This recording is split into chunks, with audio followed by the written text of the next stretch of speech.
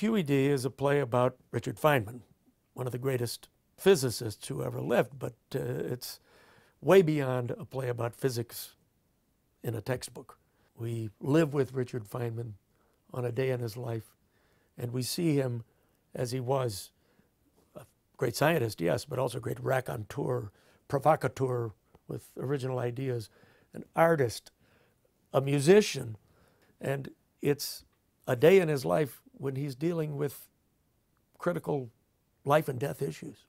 Probably the capstone of Feynman's career in terms of his physics and what he won the Nobel Prize for had to do with quantum electrodynamics, QED, ergo title of the show. But what Feynman did was he figured out a way to express very complicated mathematical concepts in these very simple diagrams or drawings, which just look like a few lines and squiggles. And it all started by him stumbling across this idea of these diagrams. One night, in my pajamas, working on the floor with papers all around me, I stared at these crazy-looking diagrams, like this one right here. And I said to myself, I am the only person doing these pictures. Everybody else uses only equations. But I need to draw it, to do a road map. Wouldn't it be funny if these diagrams really are useful and other people start using them? And they did. And all the science journals had to print these silly pictures. I think the reason he was so innovative as a physicist was that he didn't see any line between art and music and physics and the stuff he thought about and talked about when he would go up to Esalen and hang out with the hippie philosophers. He learned to play the drums when he was out at Los Alamos working on the atomic bomb.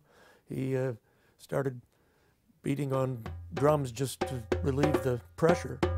I have this friend, Jerry Zorthian, who's a crazy artist. We'd have these discussions about art and science, and Jerry would say, you scientists destroy the beauty of nature, you pick it apart and turn everything into equations. I'd say that's ridiculous. Scientific knowledge only adds to the awesomeness of a flower. He's at Los Alamos helping to invent the atomic bomb to win the war. He's getting paid $300 a month, sleeping in a barracks, hitchhiking to Albuquerque, where his wife Arlene was in a sanitarium. A couple of years after she died, I wrote Arlene a letter. I added a P.S. at the end of it. Forgive me for not mailing this, but I don't know your new address. People will want to see this show because it's an inside look at one of the most fascinating men who ever lived. And after seeing the show, people are going to walk out even more fascinated by him.